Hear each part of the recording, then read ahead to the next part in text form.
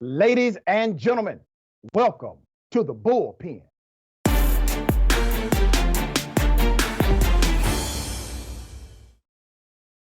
We have conservative, former congressional candidate, Mr. Joe Collins III.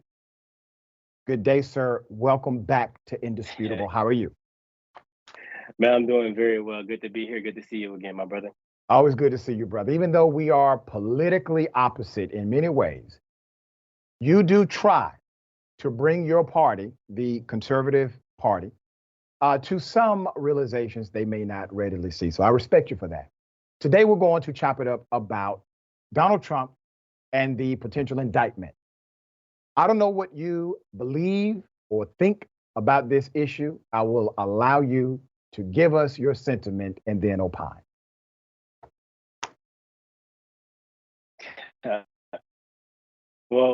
When it comes to this Donald Trump indictment, this one specifically, as much as I don't agree with the merits of the case, I don't think that this DA should have brought it. And the reason why is because once you say that you're going to indict Trump or going to go after Trump, it allows him an opportunity to use that to raise his profile in the media and increase his fundraising.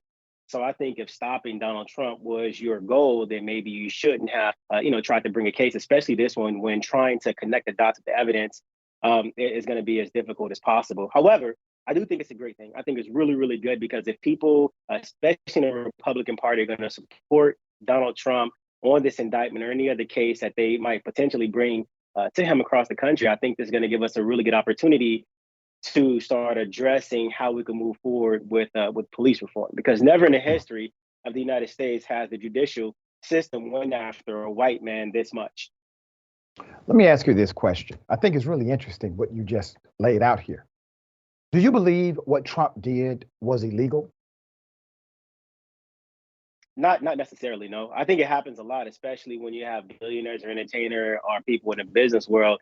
I think those confidentiality agreements and people getting paid off for certain things is kind of the norm as long as it comes with the contract. Do you know what he is accused of doing that is deemed statutorily illegal?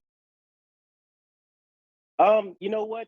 In my opinion, I think the way the case is being brought is kind of murky. On one hand, they say that he is, paying hush money to a prostitute or a stripper or whatever Stormy Daniels is, and on another end, I heard they were trying to connect the dots with some type of accounting or booking practices. Well, both would be appropriate. Number one, you have a statutory violation in paying off someone, giving them money in order to give you a thing of value for the sake of running your campaign. That is illegal, Joe. That's against the law. And you can ask a person like John Edwards, former U.S. senator, ran for president twice. He got indicted over doing the exact same thing. His attorneys argued that Mr. Edwards, the former senator, was in fact simply paying off the person to save the embarrassment from his wife, who was dying of cancer. That was their argument. And that argument was not a successful argument. But remember, he was charged for the same thing. So when you say you don't really believe it's illegal because a lot of people do it, Joe, think about this, dear brother. It doesn't matter if more people do it. It doesn't make it any less legal or illegal. It's either statutorily legal or it's illegal. Which one? And I think you have enough independence in you, dear brother, to clearly say what Donald Trump did was illegal. Now, you may be able to argue selective prosecution, but you can't say what he did was not illegal. So I submit the question one more time. Do you believe Donald Trump did something illegal? Not necessarily. The reason why is because the main factor in this entire case would have to be Michael Cohen. Even when Michael Cohen testified before Congress, he had a check that said this is a check that Donald Trump wrote for $130,000, whatever the case may be, but the check was written to Michael Cohen. Michael Cohen was the one who paid off Stormy Daniels, or who paid Stormy Daniels for whatever the case may be. And then Stormy Daniels, I think her credibility is shot as well, because prior to the incident, she was trying to shop around the story that her and Donald Trump had slept together. But before then, she also had a statement that says they never slept together. But Michael Cohen in himself, he got locked up for lying. So But I isn't that interesting, think Joe? Michael that's Cohen. where trying to connect those dots is going to Mm. be. Well, that's up for a jury. So a jury is the fact finder in the case. The theory of the Yeah. prosecution is that Donald Trump, the former president, engaged in illegal activity. You have to remember, Michael Cohen gets indicted. He has a co-conspirator that's unnamed in the indictment. Who's the co-conspirator? It was Donald Trump. Donald Trump is an unnamed co-conspirator in the indictment. And the reason he was listed as an unnamed co-conspirator is because at that time he was president of the United States of America. Cohen gets a criminal penalty. If you believe Cohen when he said, here's how it happened, believe Cohen when he tells the rest of the story. Cohen said clearly, this was a payoff. It has a signature. It has a financial record. You are able to forensically check all of this out. So now you're arguing a defense, and that's quite different, brother, than arguing if it is legal or illegal. But let me move on to another potential indictment. Fulton County, Fonnie Willis, the district attorney. This was another grand jury situation, special purpose grand jury, to look at if Donald Trump committed a law violation of trying to get Raffensperger and others to change the outcome of the election. What are your thoughts about that investigation and possible indictment? I think that's a stronger case than the Manhattan DA case because, when he had the phone call and he said, you know what, you got to find some votes or whatever, you can frame that argument as if he's saying, do what you have to do in order to ensure that I win. But then again, I think that the district attorney has to make a convincing or compelling case to the jury for them to be able to prosecute. I'm impartial on the matter. But looking black and white and trying to, determine if the law is going to be on the side of the prosecution is what I'm trying to gauge. But even then, I couldn't even tell you what Trump's defense is going to be. I mean, he'd tell you on his rallies, oh, it was a perfect call, or whatever the case may be. However, if the DA can frame that call to make it seem like Donald Trump was trying to hand or dog whistle to the governor, find me some votes, we got to win this election, then I think that's going to give them more ammunition to prosecute Donald Trump than the case in Manhattan. Do you believe that a former president should be prosecuted if they committed crimes either before, during, or after political office?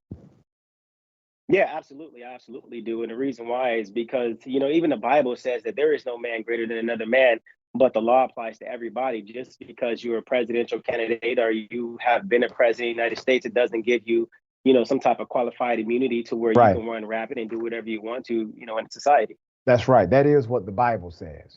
Did you ever support Donald Trump? I like Donald Trump. Yeah, I think Donald Trump, he did a lot of great things for this country. I think his policies are great, but I can't say that I was too fond of the Twitter fingers. I'm never a huge fan of people who talk a lot of trash over the internet. I'd prefer he probably make a video and come out or say it to somebody's face. But, that his mouth is what got him in a lot of trouble, which is why I think that, even if they don't indict him for anything, that post he made about death and destruction and a baseball bat, I think that's going to get him hemmed up on a terrorist threat charge. Well, he led an insurrection against the United States government. That was bad too, Joe. Mm-hmm.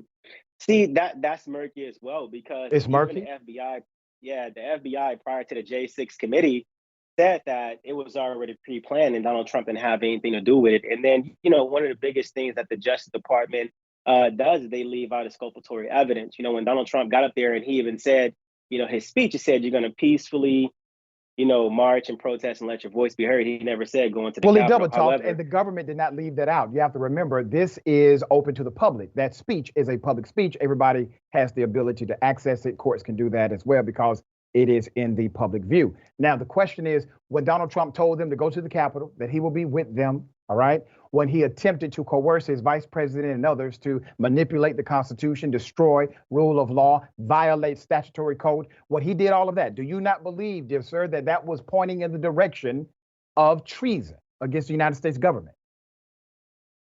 I'm not 100% certain if I would call that treason, but desperate men do desperate things. If the judicial system said it's treason, then I'm going to support the judicial system, because I know if it was me and they were coming after me, if I did, they're going to be like, that man did that. So, but let's do I'll this. Leave that up to the jury. Let's take a step back, brother. You don't have to exert your power behind the power of another fictional group like a make-believe jury. Let's be very clear about what happened. Donald Trump led domestic terrorists to overthrow the government and would have been happy if they succeeded.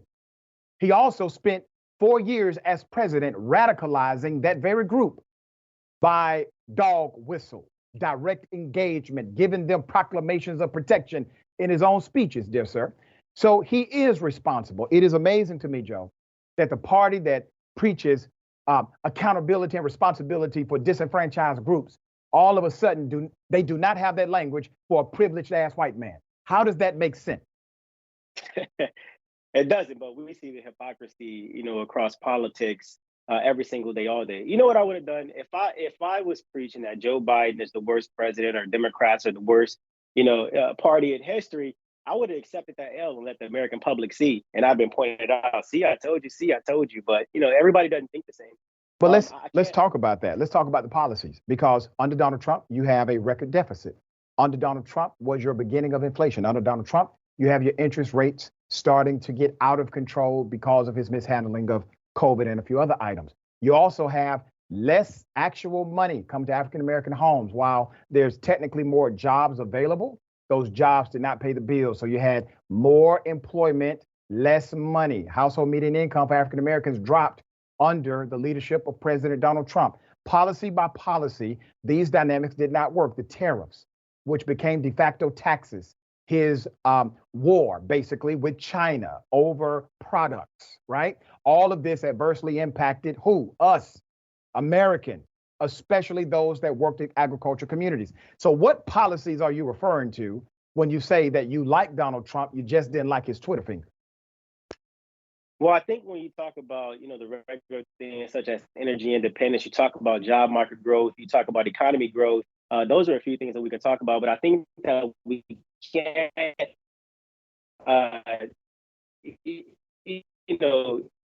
take the burden off of the Fed and quantitative easing that they started. And this started way before Donald Trump had got into office. I think when they were trying to ease the quantitative easing or stop the Fed from putting more money into our economy, then that's when our economy started to get bad. The interest rates started to go up. That money has to get paid back. So I don't think that I can put that full burden directly on the president of the United States. Okay. So how much? The man was on Joe Biden at this point. The man was president for 4 years. You all refused to attribute the economy to Trump after 4 years of him being president. But after 2 years and some change of Biden, you all squarely attribute the current economic dynamic to him. But 4 years of Trump, you all refuse to make any blame toward him. I don't understand it, brother. Help me make sense of this. We need more economists. We need more accountants in office, so they can. I don't know about that. Under control. Yeah, we don't have a lot of them. We don't even have a lot of business owners. We have a lot of people who are from the streets or who think that they know politics or policies. They jump into office and they screw our country over. Donald Trump led this country to a record deficit. Can you at least say that? I can't honestly make that assertion. I couldn't make it about Sir, Joe it Biden, is a Donald fact, Trump, sir. Barack Obama. It is a fact, dear sir. We can debate a point of view and opinion. We can't debate facts, Joe. Come on, man. Brush up on your skills, dear brother. I appreciate you being on the show. Tell people how they can follow you and check. Absolutely. Yep, you can follow me on all social media platforms at Joe E. Collins 3. My website is joeecollins3.com. All right, always a pleasure, man. We appreciate you being on.